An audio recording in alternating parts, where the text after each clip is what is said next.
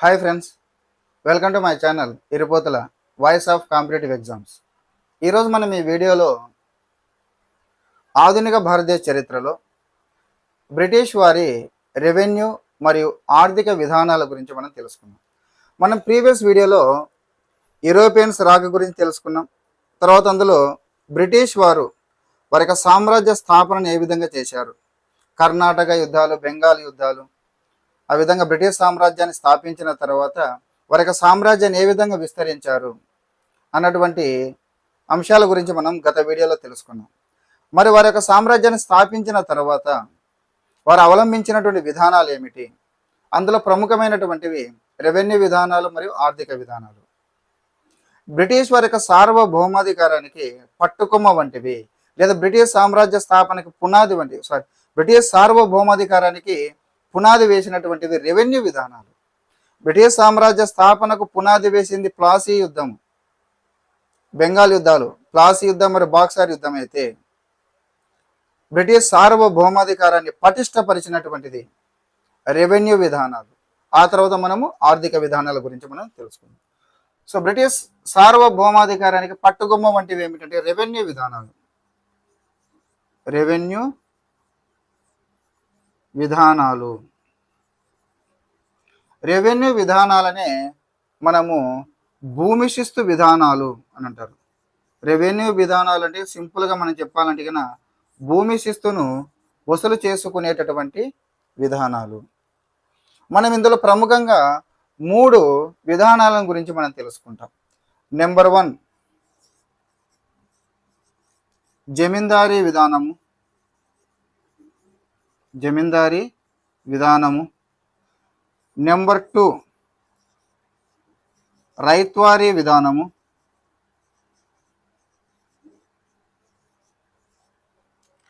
Number 3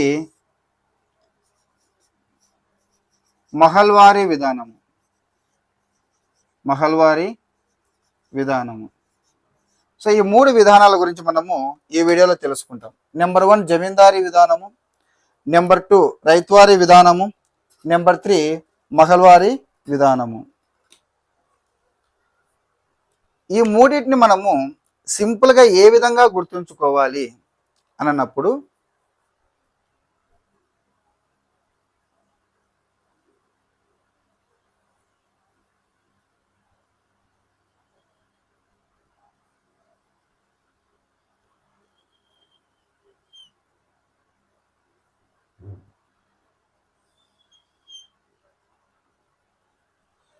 ఇది మన అఖండ భారతదేశం అనుకుంటే బ్రిటిష్ వారి పాలనలో మనము దీన్ని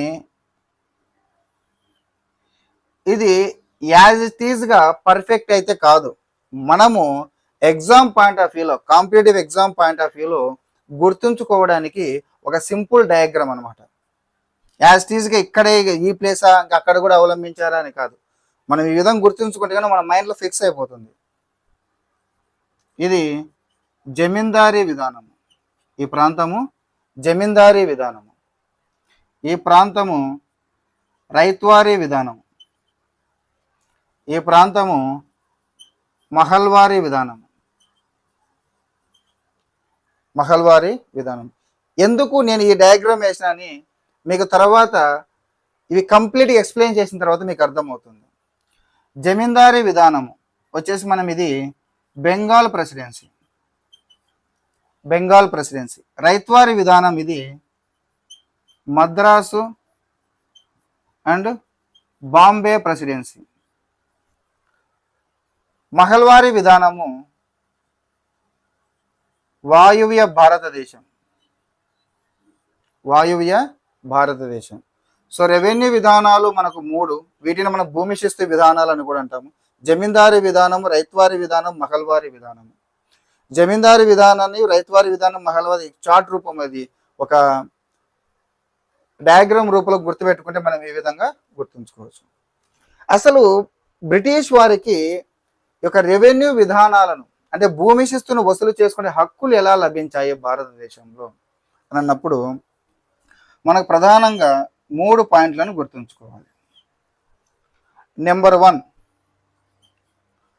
బక్సార్ యుద్ధము.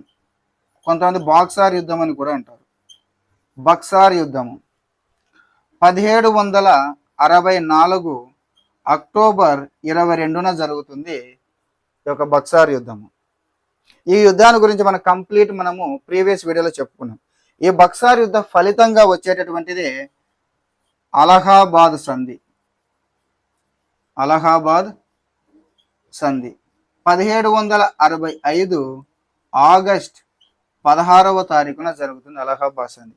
ఎవరెవరి మధ్య అంటే రాబర్ట్ క్లైవ్ వర్సెస్ కడపటి మొఘల్ చక్రవర్తి రెండవ షా ఆలం మధ్య జరుగుతుంది. సో నెంబర్ 1 బక్సార్ యుద్ధము, నెంబర్ 2 అలహాబాద్ సంధి, నెంబర్ 3 దీని ఫలితంగా వచ్చేటటువంటిదే దివానీ హక్కులు. ఏమంటున్నాము? దివానీ హక్కులు. దీని ఫలితంగా వచ్చేటటువంటివే దివానీ హక్కులు. దివానీ హక్కులు అని అంటే దివానీ హక్కులు అంటే భూమి శిస్తును వసూలు చేసుకునేటటువంటి హక్కులు. సో రెవెన్యూ విధానాలు ఏ విధంగా వచ్చాయి? బ్రిటిష్ వారికి పవర్స్ అంటే బక్సార్ యుద్ధ ఫలితంగా అలహాబాద్ సంధి జరుగుతుంది. అలహాబాద్ సంధి ఫలితంగా వచ్చే దివానీ హక్కులు. ఈ దివానీ హక్కులు బెంగాల్, బీహార్ మరియు ఒరిస్సా, బెంగాల్, బీహార్, ఒరిస్సా ప్రాంతాలలో భూమి శిస్తును వసూలు చేసుకునే హక్కులను మనము దివానీ హక్కులు అని అంటాం. దివానీ హక్కులు అని అంటాం. తర్వాత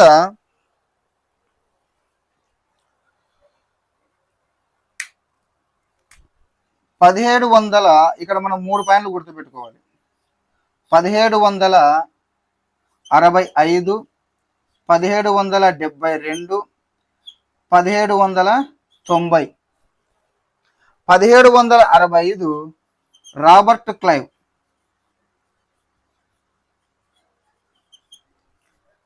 భారతదేశములో ఏ గవర్నర్ జనరల్ ఆఫ్ బెంగాల్ ఉన్నప్పుడు రెవెన్యూ విధాన భూమి శిస్తును వసూలు చేసుకునే దివానీ హక్కులు లభించాయి. రాబర్ట్ క్లైవ్ సంవత్సరానికి ఒకసారి వేలం వేసే పద్ధతి ద్వారా భూమి శిస్తును వసూలు చేసుకునే విధానాన్ని ప్రవేశపెట్టాడు. 1772లో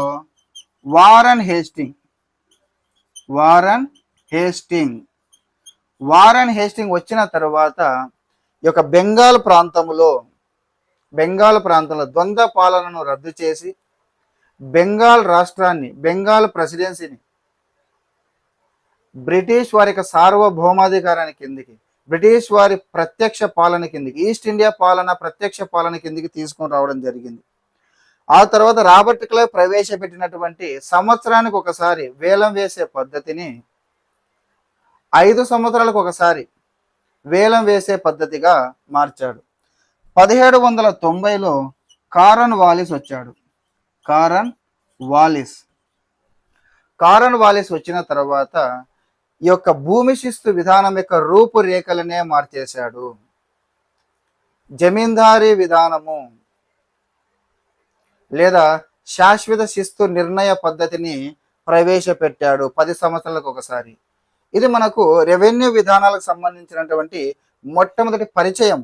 రెవెన్యూ విధానాలు అంటే భూమి శిస్తును వసూలు చేసుకునేటటువంటివి 3 రెవెన్యూ విధానాలు: జమీందారీ విధానం ఒకటి, రైత్వారీ విధానం ఒకటి, మహల్వారీ విధానం ఒకటి. దీన్ని మన డయాగ్రామ్ రూపంలో మనకి ఎక్కువ రోజులు గుర్తించాలంటే ఒక డయాగ్రామ్ రూపంలో ఈ విధంగా అఖండ భారతాన్ని మనము స్ట్రక్చర్ వేసుకున్నట్లయితే ఈ భాగంలో జమీందారీ విధానము, ఇటువైపున రైత్వారీ విధానము, ఇక్కడ మహల్వారీ విధానం. ఏది కరెక్ట్ ఫిగర్ అయితే కాదు, మన కాంపిటేటివ్ పాయింట్ ఆఫ్ వ్యూలో గుర్తుంచుకోవడానికి వేసినటువంటి డయాగ్రామ్ని గుర్తుంచుకోండి అభ్యర్థులు. ఈ జమీందారీ విధానం బెంగాల్ ప్రెసిడెన్సీ, రైత్వారీ విధానం మద్రాస్ మరియు బాంబే ప్రెసిడెన్సీ, మహల్వారీ విధానము వాయువ్య భారతదేశం. అసలు రెవెన్యూ విధానాలు భూమి శిస్తును వసూలు చేసుకునే హక్కులు ఎలా లభించాయి? బక్సర్ సంధి, దాని ఫలితము బక్సర్ యుద్ధము, దాని ఫలితంగా అలహాబాద్ సంధి, ఆ అలహాబాద్ సంధి ఫలితంగా వచ్చినటువంటివి దివానీ హక్కులు. దివానీ హక్కులు అంటే భూమి శిస్తును వసూలు చేసుకునే హక్కులు. బెంగాల్, బీహార్, ఒరిస్సా రాష్ట్రంలో దివానీ హక్కులు లభించినప్పుడు అంటే భూమి శిస్తును వసూలు చేసుకున్న మొట్టమొదటి governor general of Bengal Robert Clive 1765, తర్వాత వారన్ హేస్టింగ్ 1772, తర్వాత 1790 కారన్ వాలిస్. ఇది పరిచయం. తర్వాత మనం ఈ 3 విధానాలని ఒక చార్ట్ రూపంలో రాసుకున్నట్లయితే, పాయింట్ వైజ్ ఒక చార్ట్ రూపంలో రాసుకుంటే మనకు మైండ్లో పర్మనెంట్ గుర్తుంటాయి. నెక్స్ట్ మనం ఈ 3 విధానాలని ఒక పాయింట్ చార్ట్ రూపంలో రాసుకున్నాం. అందులో మనం ప్రధానంగా 7 పాయింట్లను, ఇక్కడ మీకు ప్రతి అభ్యర్థికి నేను ఏం చెప్తున్నా అంటే, మనం ఇక్కడ ప్రిపేర్ అయ్యేది అకాడమిక్ ఎగ్జామ్స్ కాదు, మనం చదివే అకాడమిక్ సిలబస్ కాదు, కాంపిటేటివ్ ఎగ్జామ్కి. అంటే మన మైండ్ కూడా ఎగ్జామినర్ ఏ విధంగా ప్రశ్నలు ఇస్తాడో ఆ కాంపిటేటివ్ మైండ్ ఆఫ్ వేలోనే మనము ఆలోచించాలి. కాంపిటేటివ్ తరహాలోనే మన సిలబస్ ప్యాటర్న్ మనము రాసుకుంటూ వెళ్ళాలి. మనం చదివినదంతా మనం ఇక్కడ ప్రిపేర్ అయ్యేది అకాడమిక్ ఎగ్జామ్స్ కాదు, కాంపిటేటివ్ ఎగ్జామ్స్కి. ఆ తరహాలోనే మన మైండ్ ఆలోచించాలి. ఇక్కడ మనము నెంబర్ 1 పాయింట్, ఆ విధానాన్ని ప్రవేశపెట్టినటువంటి సంవత్సరము. నెంబర్ 2, ఆ విధానాన్ని రూపొందించినటువంటి రూపకర్త. నెంబర్ 3, ఆ విధానం ప్రవేశపెట్టినప్పుడు ఉన్నటువంటి గవర్నర్ జనరల్ ఎవరు? Governor general. ఆ విధానము ఏ ఏ ప్రాంతాలలో ప్రవేశపెట్టబడింది? ఏ ప్రాంతంలో ప్రవేశపెట్టబడింది? ఎంత శాతము వసూలు చేయబడింది? దేనిని యూనిట్గా తీసుకొని శిస్తు వసూలు చేశారు? ఇంకా 7వ పాయింట్, అందులో ఉన్నటువంటి ప్రముఖమైన ఇంపార్టెంట్ పాయింట్స్ గురించి మనం చెప్పుకుందాం. సో ఈ 7 పాయింట్లలోనే మనకు ఏ కాంపిటేటివ్ ఎగ్జామ్లో రెవెన్యూ విధానాల గురించి, భూమి శిస్తు విధానాలను గురించి ప్రశ్నలు ఇస్తే ఈ 7 పాయింట్లలోనే ఉంటుంది ఆ ప్రశ్న అనేటటువంటిది. సో మొదటిది జమీందారీ విధానం అని అంటున్నాం. ఏమంటున్నాము? జమీందారీ విధానము. రెండవది రైత్వారీ విధానము. రైత్వారీ విధానము. మూడవది మహల్వారీ విధానము. మహల్వారీ విధానము. జమీందారీ విధానము, రైత్వారీ విధానము, మహల్వారీ విధానము. సో 1 by 1 మనం ఇక్కడ చూద్దాం. ఫస్ట్ జమీందారీ విధానాన్ని ప్రవేశపెట్టినటువంటి సంవత్సరం. జమీందారీ విధానం ప్రవేశపెట్టినటువంటి సంవత్సరము 1793వ సంవత్సరము. జమీందారీ విధాన రూపకర్త సర్ జాన్ షోర్. జమీందారీ విధానముని రూపొందించినప్పుడు ఉన్నటువంటి గవర్నర్ జనరల్ కారన్ వాలిస్. ఇతడే సర్ జాన్ షోర్ కమిటీని ఏర్పాటు చేసి ఈ యొక్క విధానాన్ని రూపొందించడం జరుగుతుంది. అందుకే దీనిని జమీందారీ విధానాన్ని కారన్ వాలిస్ విధానం అని, శాశ్వత శిస్తు నిర్ణయ పద్ధతి అని, జమీందారీ విధానానికి మరొక పేరు కారన్ వాలిస్ విధానము అని, శాశ్వత శిస్తు నిర్ణయ పద్ధతి అని కూడా అంటారు. ఏ ప్రాంతంలో ప్రవేశపెట్టారు? దివానీ హక్కులు లభించినటువంటి బెంగాల్, బీహార్, ఒరిస్సా, ఆ తరువాత కావేరీ డెల్టా మరియు వారణాసి ప్రాంతాలలో ప్రవేశపెట్టారు. ఎంత శాతం? సాగులో ఉన్నటువంటి భూమిలో 19% అప్లికబుల్ చేశారు. దేనిని యూనిట్గా తీసుకొని శిస్తును నిర్ణయించారు? 1771లో ఆ యొక్క వ్యవసాయ సాగు భూమి నుంచి వచ్చినటువంటి ఆదాయ స్థాయిని యూనిట్గా తీసుకొని శిస్తును కన్ఫర్మ్ చేశారు. మళ్ళీ చెప్తున్నా చూడండి, సంవత్సరం 1793. రూపకర్త సర్ జాన్ షోర్, గవర్నర్ జనరల్ కారన్ వాలిస్. అందుకే దీన్ని కారన్ వాలిస్ విధానం అని, శాశ్వత శిస్తు నిర్ణయ పద్ధతి అని కూడా అంటారు. ఏ ప్రాంతంలో? దివానీ హక్కులు లభించినటువంటి బెంగాల్, బీహార్, ఒరిస్సా, ఆ తర్వాత కావేరీ డెల్టా, వారణాసి కూడా విస్తరించారు. శాతము, సాగు భూమి, వ్యవసాయ రంగంలో సాగు భూమి 19%కి నిర్ణయించారు. యూనిట్ 1791లో ఉన్నటువంటి ఆదాయ స్థాయిని యూనిట్గా తీసుకున్నారు. ఇక ఇందులో ముఖ్యమైన అంశాలు, ఇది జమీందారీ విధానం అనేటటువంటిది మనము రైతు నుంచి డైరెక్టుగా ప్రభుత్వము పన్నును స్వీకరించదు, శిస్తును స్వీకరించదు.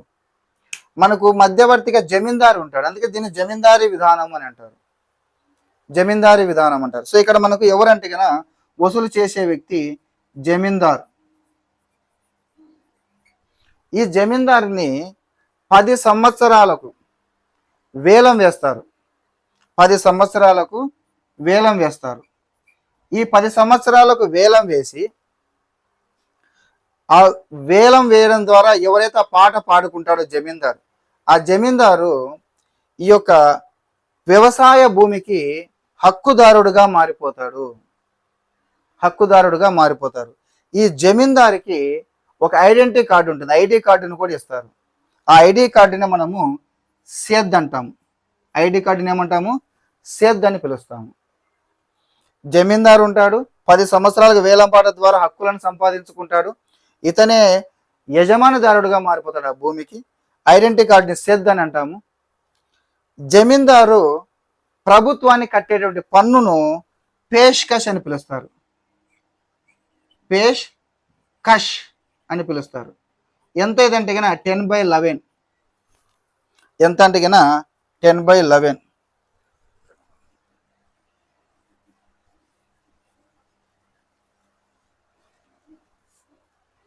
యూనిట్ 1791లో వచ్చిన ఆదాయ స్థాయి.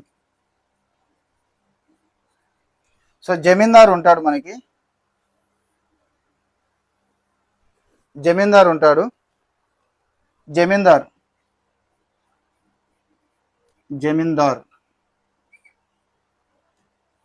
10 సంవత్సరాలకి వేలంపాట పాడుకొని యజమానిగా మారుతాడు. అతనికి ఇచ్చే ఐడెంటిటీ కార్డ్ని సేద్ అని పిలుస్తారు.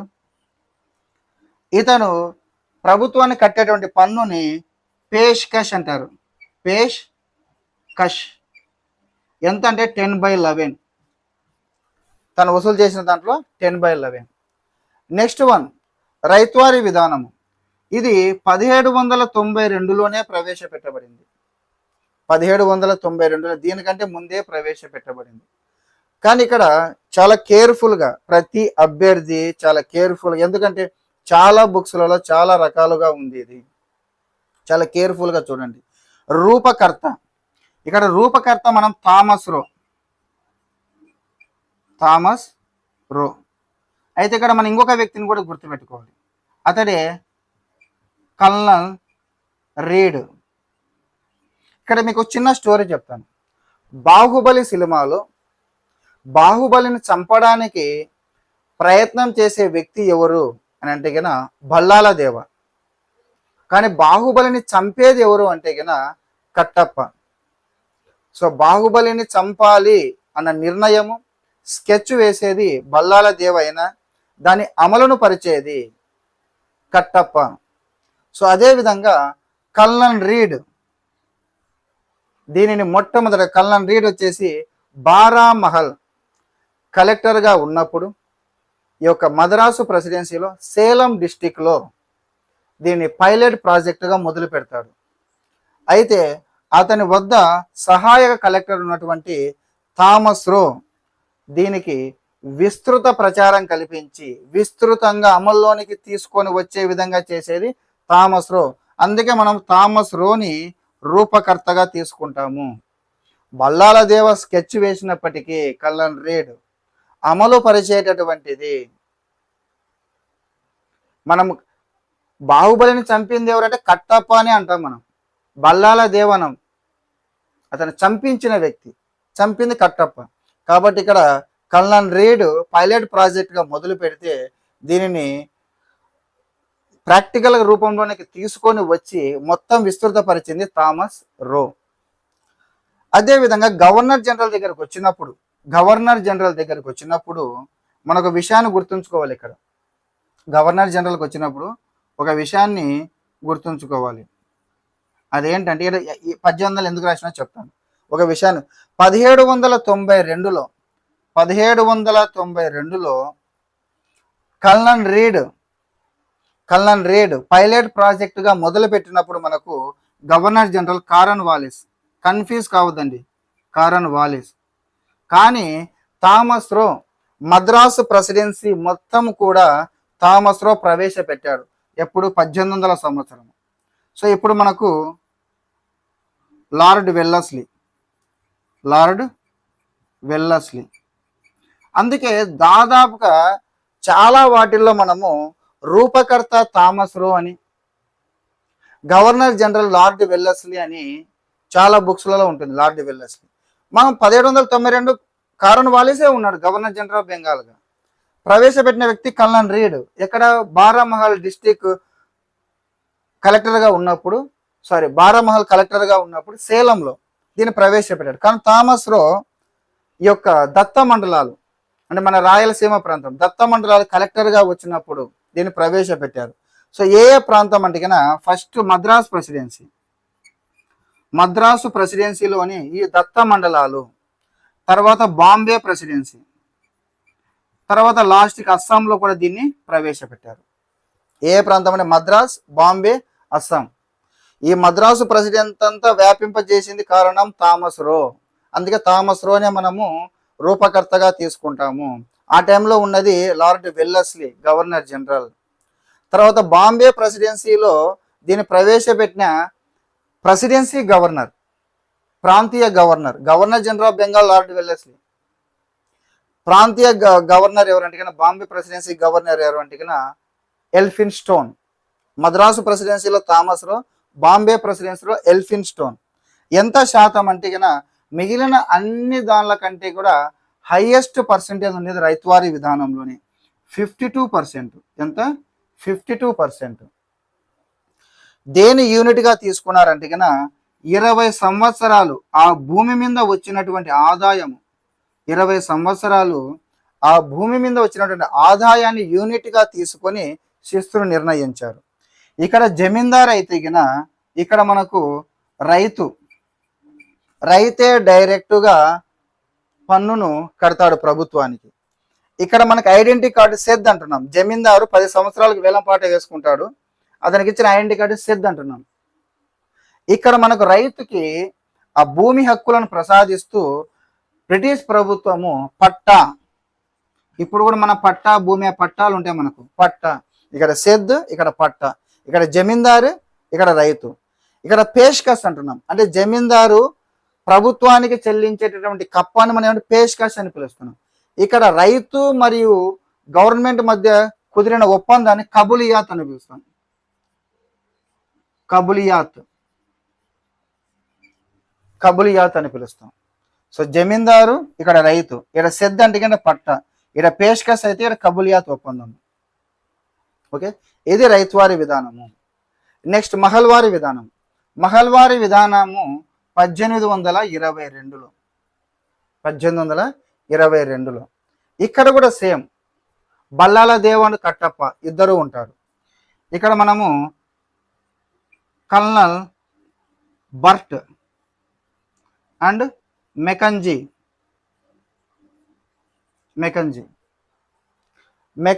బల్లాల దేవ అయితే కల్నల్ బర్ట్ వచ్చేసి కట్టప్ప. ఆలోచన అమలు. ఓకే, ఇక్కడ ఆలోచన అమలు. So colonel Burt and Mackenzie. Governor general ఎవరంటే కన్నా లార్డ్ హేస్టింగ్.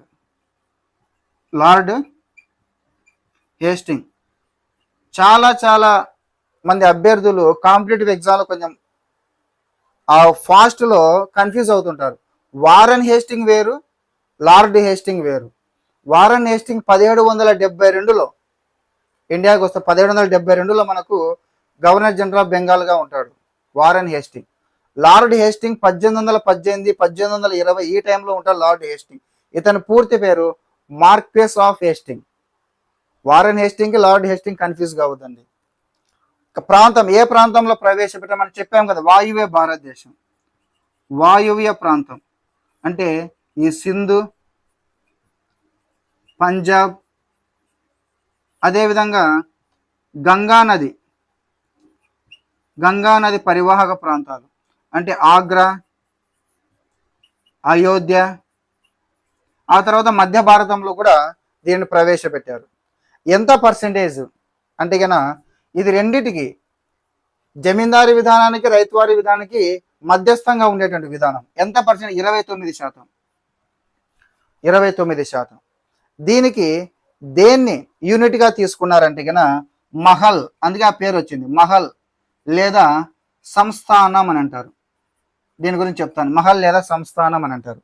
ఇంకా ఇంపార్టెంట్ పాయింట్ వచ్చేసి లంబాదార్. లంబాదార్ లంబాదార్ ఇక్కడ జమీందారు వసూలు చేస్తాడు కప్పాన్ని, ఇక్కడ రైతే డైరెక్ట్గా కడతాడు, ఇక్కడ లంబాదారు వసూలు చేస్తాడు. ఎవరు లంబాదార్ అని చెప్తాను నేను. సో 29% మహల్ లేదా సంస్థానం. ఈ యొక్క మహల్ లేదా సంస్థానము అని అంటే గిన కొన్ని గ్రామాల సముదాయాన్ని ఇక్కడ మహల్ లేదా సంస్థానము అని అంటారు. ఈ యొక్క సంస్థానంలో ఉన్నటువంటి, ఫర్ ఎగ్జాంపుల్ 5 గ్రామాలు ఉన్నాయి. 5 గ్రామాలలో ఒక్కొక్క గ్రామానికి స్థానిక జమీందారు ఉన్నాడు. ABCDE అని 5 స్థానిక జమీందారులు ఉన్నారు. ఈ 5 గ్రామాల్లో ఉన్న స్థానిక జమీందారుల నుంచి ఒక జమీందారుని అనుకుంటారు. ఒక జమీందారు.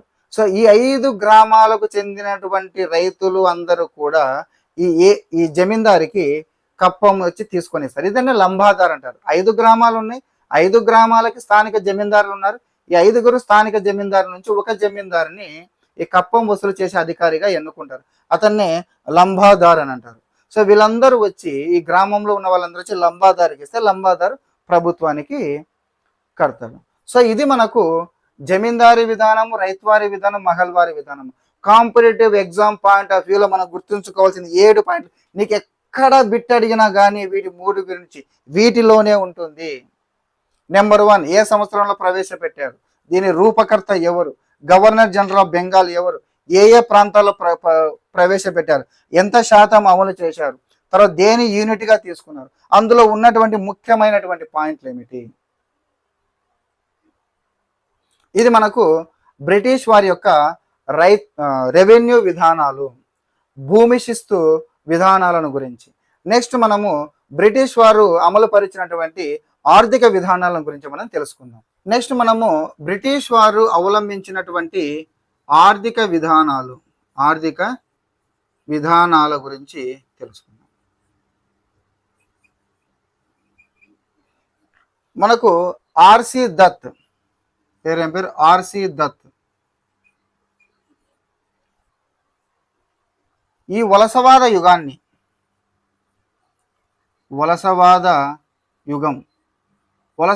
యుగం అంటే 1757 నుంచి 1947 వరకు కాలాన్ని వలసవాద యుగంగా పేర్కొన్నాడు ఆర్సి దత్. అంటే 1957 మనం చెప్పుకున్నాం కదా, బ్రిటిష్ సామ్రాజ్య స్థాపనకు ఎక్కడికి పో అది వెంటాడుతూనే ఉంటుంది ప్లాసీ యుద్ధం. 1757 ప్లాసీ యుద్ధం ద్వారా బ్రిటిష్ సామ్రాజ్య స్థాపన జరిగింది. 1947 స్వాతంత్రం వచ్చింది. మనం అందుకే ఏ ఊర్లో కానీ ఎక్కడైనా కానీ మినిమం నాలెడ్జ్ ఉన్నవాడు కూడా బ్రిటిష్ వాళ్ళు మనల్ని 200 సంవత్సరాలు పరిపాలించారు. 200 సంవత్సరాలు ఇవే, ఒక 10 తగ్గినా అటు ఇటుగా 200 సంవత్సరాలు ఇవి. ప్లాసీ యుద్ధముతో మొదలు పెట్టుకుంటే 1947 స్వాతంత్రం వచ్చేంత వరకు ఈ వలసవాద యుగాన్ని 3 దశలుగా విభజించాడు. అందులో మొదటిది వ్యాపార పెట్టుబడిదారీ దశ. వ్యాపార పెట్టుబడిదారీ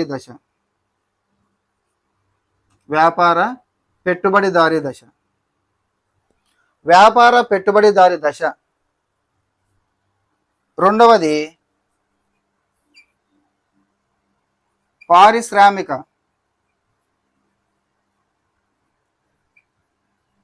పెట్టుబడిదారీ దశ. మూడవది ద్రవ్య పెట్టుబడిదారీ దశ. ఓకే, వ్యాపార పెట్టుబడిదారీ దశ, పారిశ్రామిక పెట్టుబడిదారీ దశ, ద్రవ్య పెట్టుబడిదారీ దశ. ఇది మనకు 1757 నుంచి 1813 వరకు.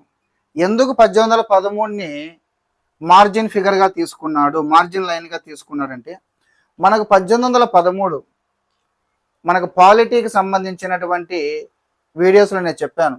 1813 చార్టర్ చట్టం వస్తుంది. ఈ 1813 చార్టర్ చట్టం ద్వారా ఈ యొక్క బ్రిటిష్ ఈస్ట్ ఇండియా కంపెనీ యొక్క గుత్తాధిపత్యాన్ని తొలగించేస్తారు. కేవలం ఒక తేయాకు, చైనాతో వ్యాపారం, నల్లమందు, గంజాయి వ్యాపారం, ఈ రెండిటి తప్ప మిగిలిన అంత గుత్తాధిపత్యాన్ని తొలగించడం జరిగింది. దాని ద్వారా భారతదేశంలో స్వేచ్ఛాయుత వ్యాపారాన్ని ప్రోత్సహించారు. అంటే ఎవరైనా వచ్చి ఇక్కడ వ్యాపారం చేసుకునే ఫెసిలిటీ కలిగించారు. అందుకు 1813 చార్టర్ చట్టం అమల్లోకి వచ్చిన సంవత్సరాన్ని మార్జిన్గా తీసుకున్నారు ఆర్ సిద్ధార్థ్. తర్వాత పారిశ్రామిక పెట్టుబడిదారీ దశ 1813 నుంచి 1858. మనకు తెలుసు 1858 ఎందుకంటే 1857 సిపాయిల తిరుగుబాటు తర్వాత కంపెనీ పాలన అంతమయ్యి మనకు బ్రిటిష్ ప్రత్యక్ష పాలన కిందికి వస్తుంది. తర్వాత 1858 నుంచి 1947 వరకు ఉన్నదాన్ని ద్రవ్య పెట్టుబడిదారీ దశ అని అంటారు. ఇక్కడ మనకి ఏం చేశారు, ఈ దశలలో ఏం చేశారు బ్రిటిష్ వాళ్ళు, వారు అవలంబించిన ఆర్థిక విధానాలు ఏమిటి? పేర్లో ఉన్నాయి వ్యాపార పెట్టుబడిదారీ దశ. అంటే బ్రిటన్లో పరిశ్రమలు ఉంటాయి. ఆ పరిశ్రమలకు కావాల్సినటువంటి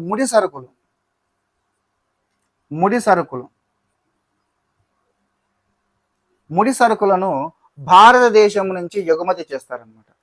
భారతదేశం నుంచి ఎగుమతి చేస్తారు. అందులో ప్రధానమైనటువంటివి వాణిజ్య పంటలు. ఈ యొక్క తేయాకు, తర్వాత నల్లమందు, జనపనార, నీలిమందు, పత్తి. సో ఇటువంటి వాణిజ్య పంటలు తేయాకు, నల్లమందు, జనపనార, నీలిమందు, పత్తి, ఇటువంటి వాణిజ్య పంటలను ఎక్కువగా ప్రోత్సహించడం జరిగింది. ఈ ముడి సరుకులన్నిటినీ కూడా మనకు బ్రిటన్కి అక్కడ పరిశ్రమలకు తరలించారు. అందుకే దీని వ్యాపార పెట్టుబడిదారీ దశ. ముడి సరుకుల ఉత్పత్తి దేశముగా భారతదేశం. దీని వలన ఈ దశలో నష్టపోయినటువంటి వ్యవస్థ ఏమిటి? వ్యవసాయం. నష్టపోయినటువంటిది వ్యవసాయం. ఎందుకు? భారతదేశం అనేది ఆహార ధాన్యాలకు పెట్టింది పేరు. వరి, గోధుమ, పప్పు దినుసులు వీటన్నింటి పండించేటటువంటి పుష్కలంగా ఆహార ధాన్యాలు లభించేవి. ఎప్పుడైతే బ్రిటిష్ వారు వచ్చి వారి యొక్క పెత్తనాన్ని చెలాయించడం మొదలుపెట్టిందో ఆహార ధాన్యాల ఉత్పత్తి స్థానములో వాణిజ్య పంటల ఉత్పత్తి జరిగింది. తేయాకు తింటామా, నల్లమందు తింటామా, జనపనార, నీలిమందు, పత్తి. సో ఆహార ధాన్యాల ఉత్పత్తి స్థానంలో ముడి సరుకుల ఉత్పత్తి, వాణిజ్య పంటల ఉత్పత్తి అనేటటువంటిది మొదలు కావడంతో వ్యవసాయ రంగం కుదేలైపోయింది. నెక్స్ట్ పారిశ్రామిక పెట్టుబడిదారీ దశ 1813 నుంచి 1858. ఇక్కడ పరిశ్రమలను స్థాపించాడు. పరిశ్రమల స్థాపన జరిగింది. పరిశ్రమల స్థాపన ప్రధానంగా వచ్చేసి తోట పెంపకం పరిశ్రమ ఎలా అవుతుంది సార్? ఇప్పుడు కేరళలో చాలా బిజినెస్ ఏంటంటే ఈ యొక్క సుగంధ ద్రవ్యాల బిజినెస్ ఇప్పటికి కూడా కేరళలో సుగంధ ద్రవ్యాల బిజినెసే. ఆ ఫ్యాక్టరీస్ ఎక్కువ ఉంటాయి. సో తోట పెంపకాలు, రైల్వే. ఈ రైల్వేలను స్థాపించడం వలన వాటికి కావాల్సిన ముడి సరుకులు అయినటువంటి ఇనుము, ఉక్కు, సిమెంటు ఇటువంటి పరిశ్రమలన్నింటినీ ఇక్కడే స్థాపించడం జరిగింది. సో ఈ పరిశ్రమలు స్థాపించడం వలన అనేక కారణాల రీత్యా నష్టపోయినటువంటి పరిశ్రమ వస్త్ర పరిశ్రమ. ఈ వస్త్ర పరిశ్రమ అంటేనే మనకి చేనేత పరిశ్రమ, వస్త్ర పరిశ్రమ. అదేవిధంగా చేతి వృత్తులు, హస్తకళలు, ఇవి వస్త్ర పరిశ్రమ, చేనేత పరిశ్రమ నష్టపోయింది పారిశ్రామిక పెట్టుబడిదారీ దశలో. చేతి వృత్తులు, హస్తకళలు. అప్పట్లో భారతదేశం మాంచెస్టర్గా పేరుగాంచింది ఢాకా నగరం.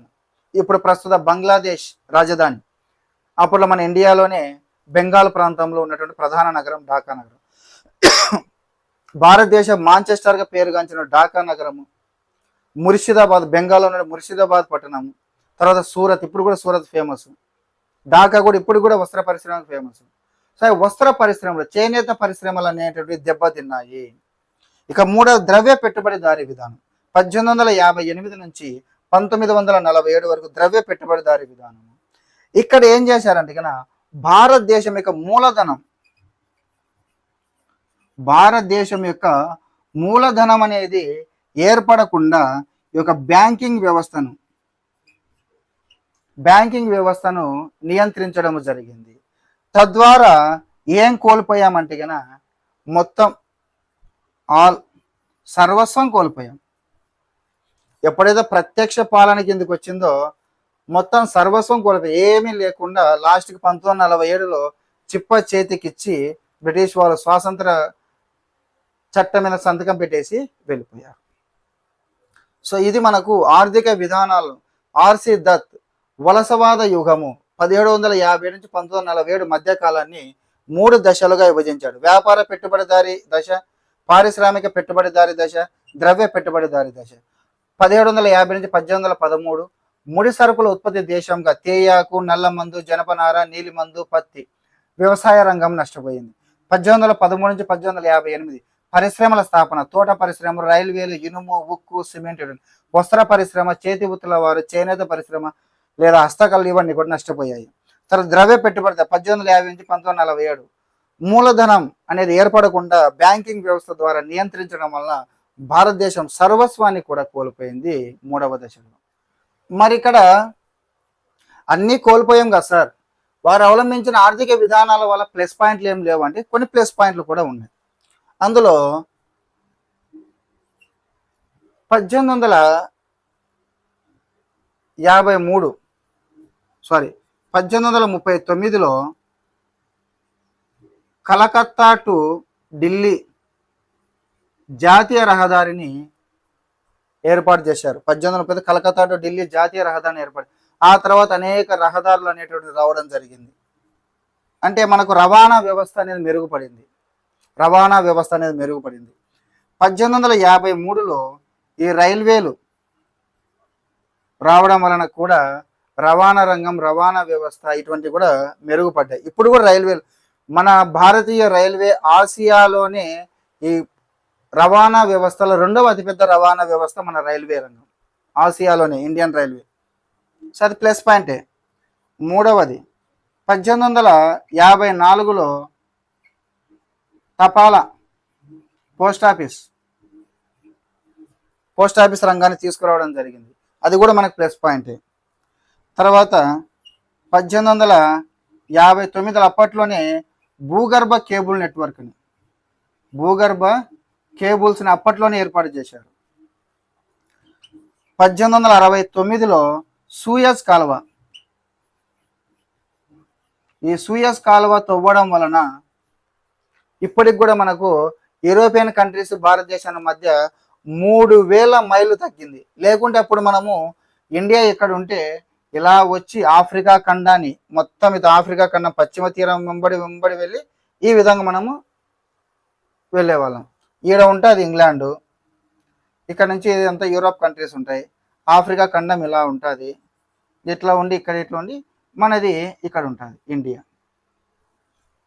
ఇక్కడ మనం ఏం చేయాలి, ఇట్లా ఉంటుంది, ఇట్లుంటుంది. సో ఇక్కడ నుంచి ఈ విధంగా వచ్చి ఇట్లా వెళ్ళాలి. ఈ సూయజ్ కాలనీ తవ్వడం వలన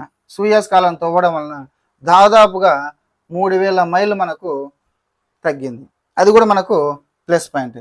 సో ఈ విధంగా జాతీయ రహదారులు అనేవి ఏర్పడము, రైల్వే వ్యవస్థ రావడము, అదేవిధంగా ఈ తోట పెంపకాల వాటి వల్ల కొంచెం నష్టం జరిగినప్పటికీ ఇప్పటికి కూడా మనకు విదేశీ వాణిజ్యం అనేటువంటి పెరిగింది. తపాలా పోస్ట్ ఆఫీస్, తర్వాత భూగర్భ కేబుల్స్, సూయజ్ కాలువ, ఇటువంటి అనేక ప్లస్ పాయింట్లు కూడా ఉన్నాయి. అయితే ఇక్కడ మనము ప్రధానంగా చాలా సందర్భాల్లో అడిగినటువంటిది దాదాబాయి నవరోజ్. మన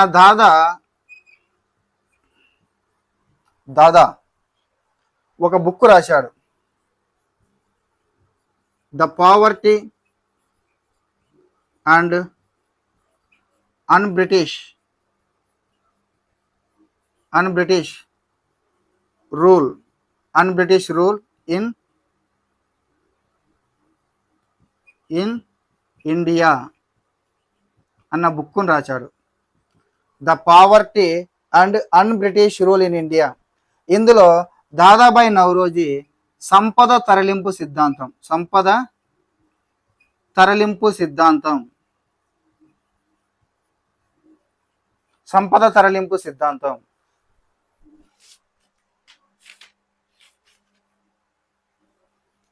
డ్రైన్ ఆఫ్ వెల్త్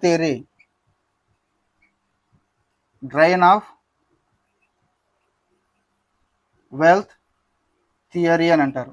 సంపద తరలింపు సిద్ధాంతం, డ్రైన్ ఆఫ్ వెల్త్ థియరీ.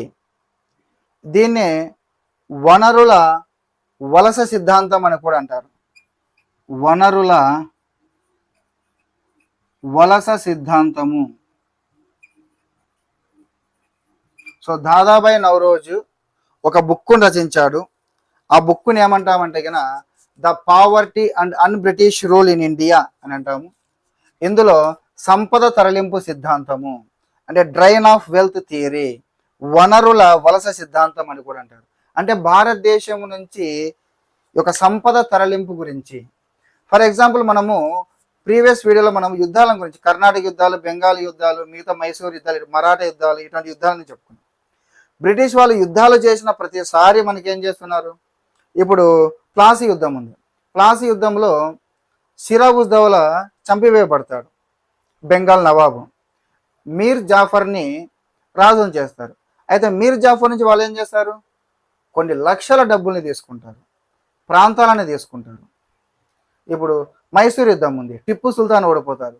నష్టపరిహారం డబ్బుల్ని, అంటే భారతదేశంలో ఉన్నటువంటి సంపదని యుద్ధాల వలన స్వదేశీ రాజుల నుంచి కావచ్చు, విదేశీ యూరోపియన్స్ నుంచి కావచ్చు, ఈ విధంగా సంపదను మొత్తాన్ని దోచుకున్నారు.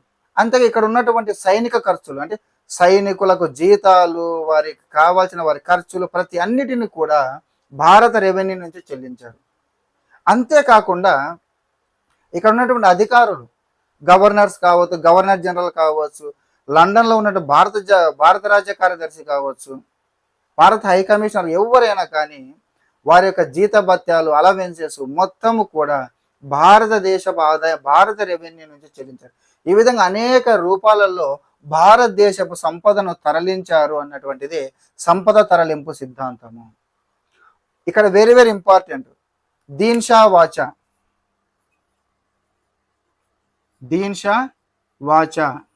Very very important.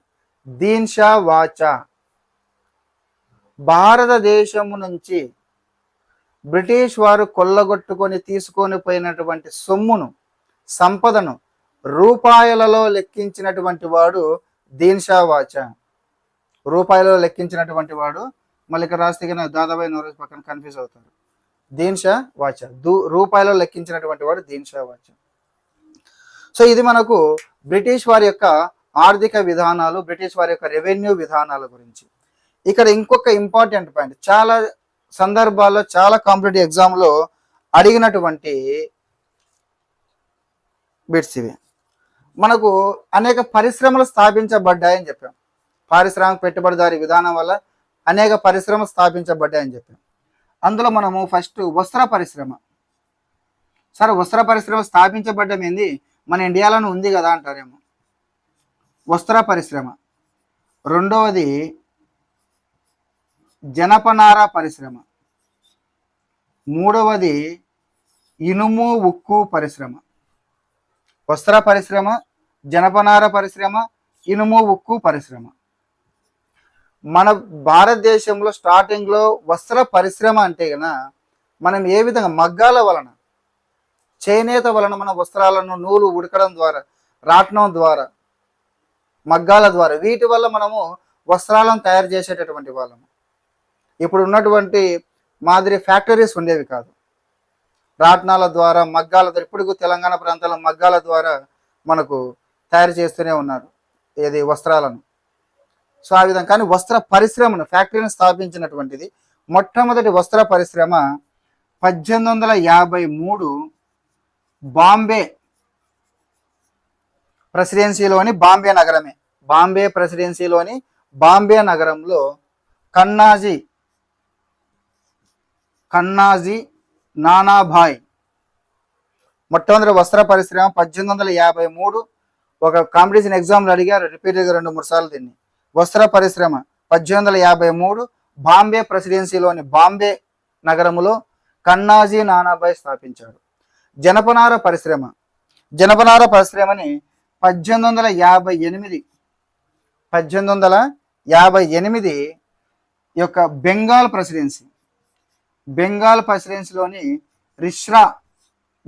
ప్రెసిడెన్సీలోని జనపనార పరిశ్రమ 1858 బెంగాల్ ప్రెసిడెన్సీలోని రిష్రా అనేటువంటి ప్రాంతంలో జార్జ్ అక్లాండ్ వస్త్ర పరిశ్రమ, చాలాసార్లు అడిగారు దీన్ని. వస్త్ర పరిశ్రమ 1853 బాంబే ప్రెసిడెన్సీలోని బాంబే నగరంలోనే కన్నాజీ నానాభాయ్ స్థాపించినటువంటిది. రెండవది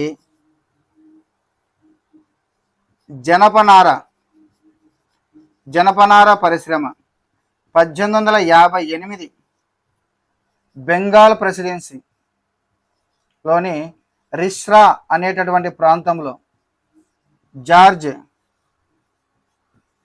అక్లాండ్.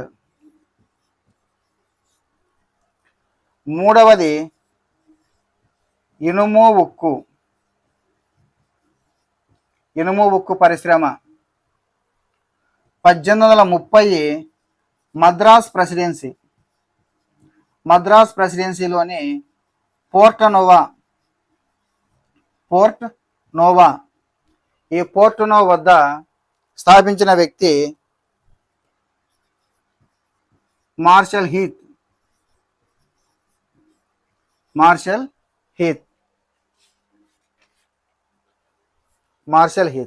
సో వస్త్ర పరిశ్రమ 1853 బాంబే నగరము కన్నాజీ నానాభాయ్. జనపనార పరిశ్రమ 1858 బెంగాల్ ప్రెసిడెన్సీలోని రిష్రా అనేటువంటి ప్రాంతంలో జార్జ్ అక్లాండ్.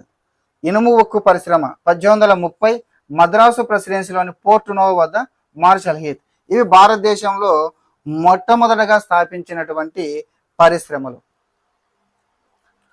సో ఫ్రెండ్స్, ఇది ఈరోజు బ్రిటిష్ వారి రెవెన్యూ అంటే భూమి శిస్తు రెవెన్యూ విధానాలు మరియు ఆర్థిక విధానాలను గురించి. నెక్స్ట్ వీడియోలో మనము 1857 సిపాయిల తిరుగుబాటు, అసలు కారణాలు ఏమిటి, ఎందుకు 1857 సిపాయిల తిరుగుబాటు జరగవలసి వచ్చింది, ఎందుకంటే ఈ యొక్క రెవెన్యూ విధానాలు ఆర్థిక విధానాలను అవలంబించిన తర్వాత కొన్ని పద్ధతుల ద్వారా సామ్రాజ్యాలన్నిటిని కూడా ఆక్రమించుకున్నారు. సైనిక సహకార విధానము, రాజ్య సంక్రమణ సిద్ధాంతము వంటి కొన్ని విధానాలను అవలంబించి అఖండ భారతావన్ని కూడా బ్రిటిష్ వారు వారి గుప్పెట్లోకి తీసుకురావడం జరుగుతుంది. సో ఈ సైన్య సహకార విధానాలు కావచ్చు, రాజ్య సంక్రమణ సిద్ధాంతాలు కావచ్చు, ఈ విధంగా జరిగిన కొన్ని పరిణామ క్రమాలు రాను 1857 సిపాయిల తిరుగుబాటుకి సైన్య సహకార విధానం ద్వారా కూడా ఆక్రమించుకున్నారు. మెయిన్గా రాజ్య సంక్రమణ సిద్ధాంతం ద్వారా అన్నిటిని ఆక్రమించుకుంటూ వెళ్ళారు. సో దాంతో స్వదేశంగా ఉన్న ఆ ప్రాంత రాజులు బ్రిటిష్ వారి మీద అగెనెస్ట్గా పోరాడాలనిపించింది. ఆ విధంగా కొంతమంది కూటమిగా Jhansi Lakshmibai is the very famous. ఈ రాజ్య సంక్రమణ సిద్ధాంతమే కదా కారణం. సో ఇటువంటి బ్రిటిష్ వారు అవలంబించినటువంటి ఈ సైనిక సహకార పద్ధతి, రాజ్య సంక్రమణ సిద్ధాంతం వంటి వాటి వలన ఫలితం ఏమిటంటే గన 1857 సిపాయిల తిరుగుబాటు అనేది మొదలవుతుంది. 1857 సిపాయిల తిరుగుబాటు అనేది మొదలవుతుంది. సో ఫ్రెండ్స్, ఇది ఈరోజు వీడియో. ఈ వీడియో మీకు నచ్చితే లైక్ చేయండి, షేర్ చేయండి. అదేవిధంగా ఇటువంటి మోర్ సబ్జెక్ట్ అనాలిసిస్ సంబంధించినటువంటి వీడియోస్ మీరు చూడాలి అనుకుంటే కనుక నా ఛానల్ని ఖచ్చితంగా సబ్స్క్రైబ్ చేయండి ఫ్రెండ్స్. Okay friends.